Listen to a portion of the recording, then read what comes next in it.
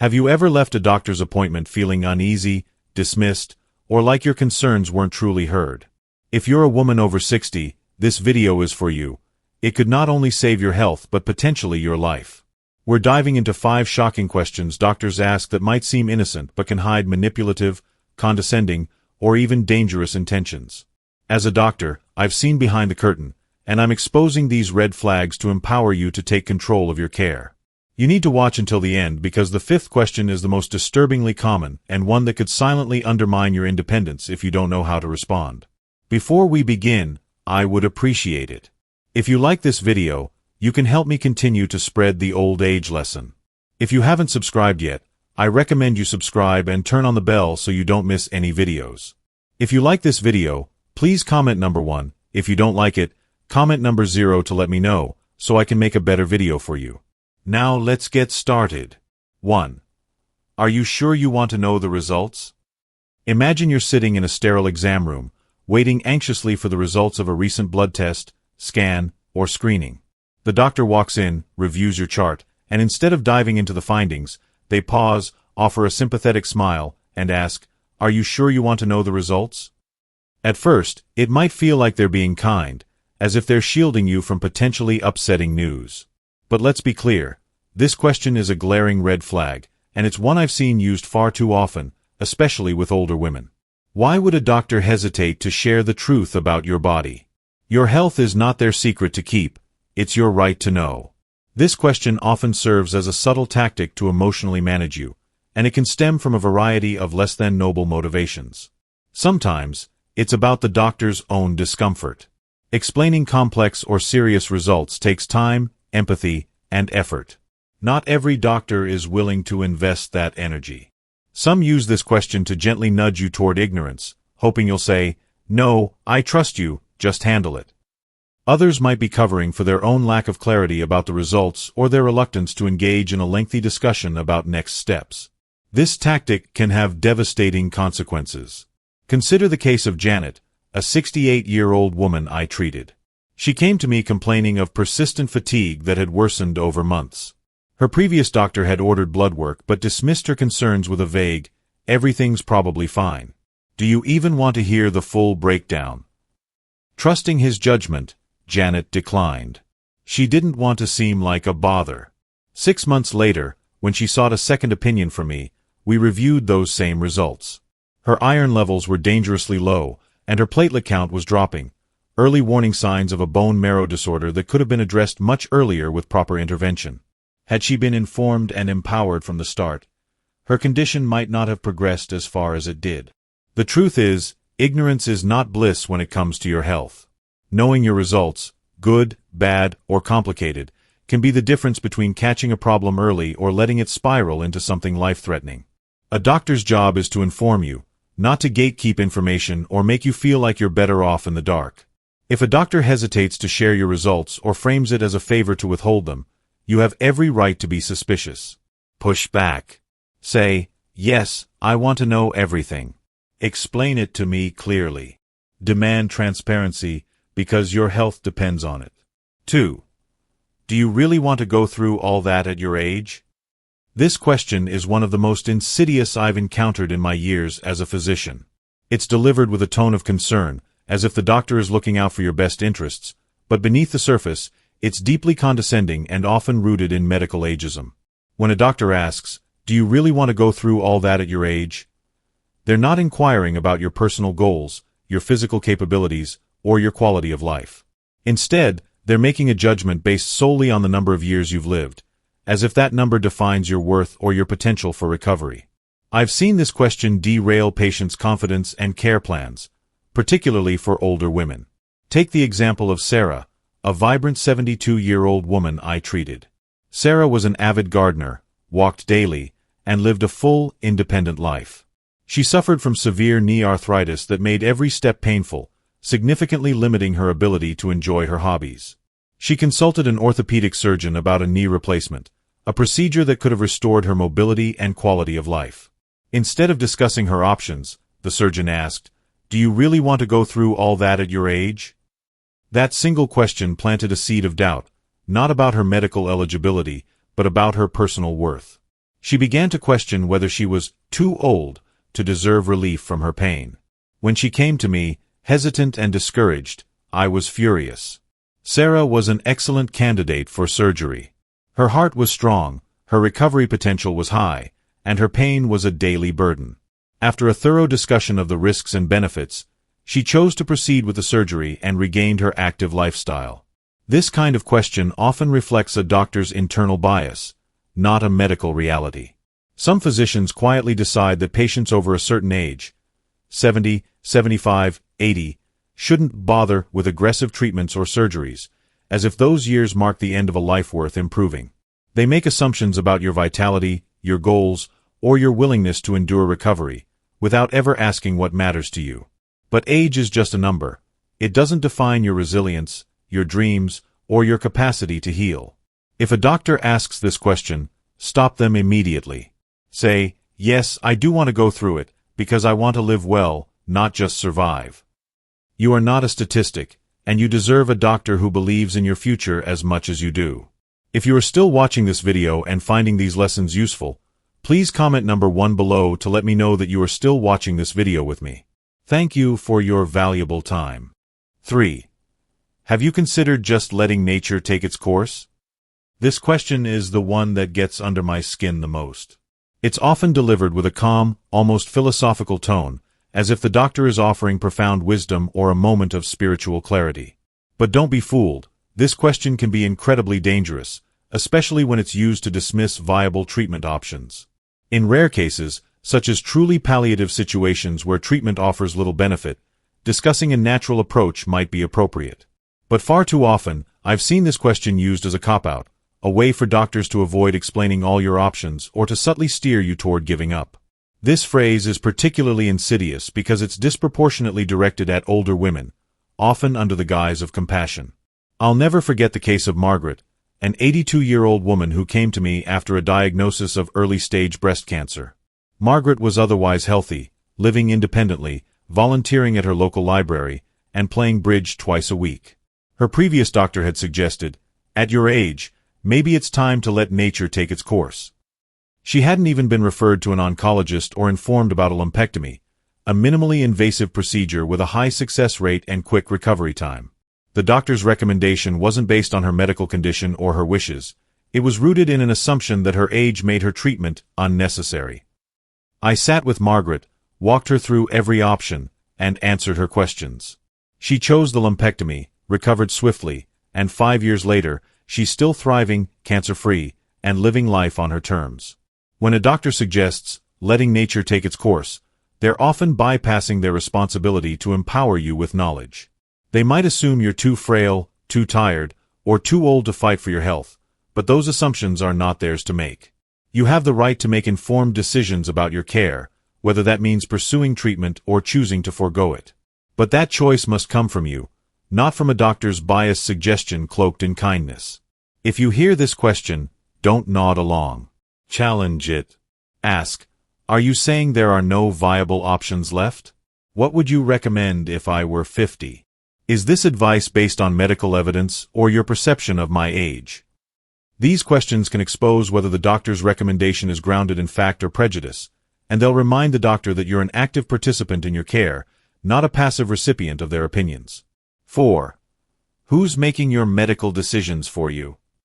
At first glance, the question, who's making your medical decisions for you, might seem like a straightforward inquiry, particularly if you arrive at a doctor's appointment accompanied by a family member, spouse, or caregiver. It could appear as though the physician is simply trying to establish who should be involved in discussions about your treatment plan or ensuring they're communicating with the appropriate person. However, beneath this seemingly benign question lies a potential minefield that many patients are unaware of. As a physician with years of experience navigating the complexities of patient interactions, I've come to recognize that this question can serve as a subtle, often covert, test. One that reveals more about the doctor's assumptions, biases, and approach to care than about your actual circumstances. Far from being a neutral query, it can be wielded in ways that undermine your autonomy, erode your dignity, and have far-reaching consequences for your medical care. Let me unpack why this question is so fraught and how it's often misused. In my practice, I've observed two particularly troubling ways in which doctors employ this question. First, it can function as a veiled attempt to assess your mental acuity or cognitive capacity without being transparent about the evaluation. For example, if you hesitate while answering a question or appear uncertain about a detail, a doctor might ask, "Who's making your medical decisions for you?" as a way to probe whether they believe you're capable of managing your own care. This approach is problematic because it bypasses open communication and formal cognitive assessments, relying instead on snap judgments that may be influenced by stereotypes about age, gender, or even demeanor. Second, the question can be used to defer to someone else in the room, often a younger family member or caregiver, because the doctor assumes they are more competent or authoritative than you, the patient. In both scenarios, the result is the same. Your voice is sidelined, your agency is diminished, and your role as the primary decision-maker in your healthcare is called into question. To illustrate the real-world impact of this question, consider the case of Eleanor, a 76-year-old patient I treated several years ago. Eleanor was a fiercely independent woman who lived alone, managed her own finances with precision, and maintained an active lifestyle, including daily walks and home-cooked meals. She arrived at my clinic for a routine checkup accompanied by her daughter, not because she needed assistance, but because heavy rain had made driving hazardous that day. During the visit, I asked Eleanor about the dosage of one of her medications, and she paused briefly, less than 10 seconds, to recall the exact milligram amount. It was a momentary hesitation, the kind anyone might experience under the pressure of a medical appointment or when juggling multiple prescriptions. However, the doctor, a colleague covering my shift that day, seized on this pause, turned to Eleanor's daughter, and asked, "So, do you usually help her make medical decisions?" In that single moment, Eleanor was effectively erased from the conversation. For the remainder of the appointment, the doctor directed questions and explanations to her daughter, dismissing Eleanor's attempts to clarify her own needs and interrupting her when she tried to interject. By the end of the visit, Eleanor left the clinic visibly shaken, confiding later that she felt invisible and as though her voice no longer mattered. Eleanor's experience is not an isolated incident. It's a stark example of how a single question can derail a patient's sense of self and influence the trajectory of their care. What many patients don't realize is that a doctor's assumptions, even those based on fleeting or superficial cues like a brief pause or the presence of a family member, can shape how they document your medical chart. A question like, "Who's making your medical decisions for you?" can lead to notes such as, "Patient may have impaired decision-making capacity, possible cognitive concern, or requires family input for medical decisions." These entries create a permanent record that follows you across healthcare settings, potentially influencing how future providers perceive your competence, how insurance companies evaluate your risk profile, or even how legal matters, such as power of attorney or guardianship, are adjudicated. I've seen patients blindsided when they later discover that a casual remark or assumption has triggered a cascade of consequences, from increased insurance scrutiny and higher premiums to unnecessary referrals for cognitive testing or even challenges to their legal autonomy. Of course, there are legitimate circumstances where a discussion about decision-making support is warranted. Patients with advanced dementia, severe cognitive impairment, or other conditions that significantly affect judgment may require assistance, and in those cases, identifying a trusted decision-maker is not only appropriate but essential. However, such conversations must be conducted with the utmost transparency, respect, and rigor. A responsible physician should initiate an open dialogue, explain why they're raising the topic, and, if necessary, recommend formal assessments, such as standardized cognitive tests like the Mini-Mental State Examination, MMSE, or Montreal Cognitive Assessment, MoCA, to evaluate decision-making capacity. What's unacceptable is when the question is asked in a coded, judgmental manner, triggered by superficial factors like age, a momentary lapse, or the presence of a younger companion. This practice is particularly prevalent among older women, who are disproportionately stereotyped as less capable, less decisive, or more dependent simply because of their age or gender. Studies, such as those published in the Journal of the American Geriatric Society, 2018, have shown that older female patients are more likely to have their cognitive capacity questioned without formal testing, reflecting deep-seated biases in medical practice. So, how can you protect yourself if a doctor asks, "Who's making your medical decisions for you?" The key is to take control of the narrative immediately and respond in a way that asserts your autonomy while probing the doctor's intent. A calm but confident reply like, "I make my own medical decisions, but I value input from my family when I choose to seek it. Is there a specific reason you're asking this?" serves multiple purposes. First, it firmly establishes you as the primary decision-maker, countering any assumptions about your competence. Second, it forces the doctor to clarify their reasoning, which can reveal whether they're genuinely concerned about your health or simply acting on bias. If they're assessing your cognitive capacity, this response compels them to be transparent about their concerns rather than documenting assumptions behind your back. If they continue to direct the conversation to someone else or speak over you, don't hesitate to redirect them assertively. Please address me directly. I'm the one making decisions about my health. This reinforces your authority and sets a clear boundary. To further safeguard your interests, consider taking proactive steps during and after the appointment. Many healthcare practices allow patients to review their medical notes before leaving, either through a patient portal or by requesting a copy from the office. Ask to see the documentation from your visit to ensure that your answers and interactions are accurately represented. If you spot inaccuracies, such as a note suggesting cognitive impairment based on a single question, request a correction immediately, as federal laws like HIPAA grant you the right to amend your medical record. If the doctor's behavior persists or feels dismissive, it's a red flag that they may not respect your autonomy. In such cases, don't hesitate to seek a new provider who values you as the primary decision-maker in your care. Finally, if you're concerned about how this question might impact your broader healthcare or legal standing, consider consulting an elder law attorney or patient advocate to review your medical records and ensure your rights are protected. Your voice is your most powerful tool in any medical encounter. Don't let a seemingly innocuous question strip you of your agency or allow someone else to rewrite your narrative. By responding thoughtfully and advocating for yourself, you can ensure that your autonomy remains intact and that your care reflects your preferences, not someone else's assumptions. If you are still watching this video and finding these lessons useful, please comment number below to let me know that you are still watching this video with me. Thank you for your valuable time. 5. Are you still driving? On the surface, the question, "Are you still driving?" might appear to be a routine, practical inquiry about an everyday activity. After all, driving is a complex task that can be affected by health conditions such as diminished vision, reduced mobility, or cognitive decline, and physicians have a professional and ethical obligation to ensure their patients are safe on the road. In certain contexts, such as a visit to discuss vision problems or neurological concerns, this question is entirely appropriate. However, the timing, tone, and context of this question often reveal a deeper, more troubling intent that patients need to recognize. If you're at the doctor's office for an unrelated issue, say, a blood pressure check, arthritis management, or a minor skin condition, and the physician suddenly asks, "Are you still driving?" it's time to pause and scrutinize their motives. Far too often, this question isn't about your driving habits at all. It's a covert, backdoor attempt to screen for cognitive decline, memory issues, or a perceived loss of independence without engaging you in an honest conversation. This lack of transparency can have significant, unintended consequences for your medical care and beyond. The danger of this question lies in how your response, no matter how accurate or thoughtful, can be interpreted or misinterpreted in your medical record. If you confirm that you're still driving, a doctor might document something like, "Patient still driving, may not be aware of own limitations," subtly casting doubt on your self-awareness or judgment without any objective evidence. If you say you've stopped driving, even for practical reasons like preferring public transportation or avoiding night driving due to minor vision changes, they might note, "Patient no longer drives, monitor for further cognitive decline," implying a health issue where none exists.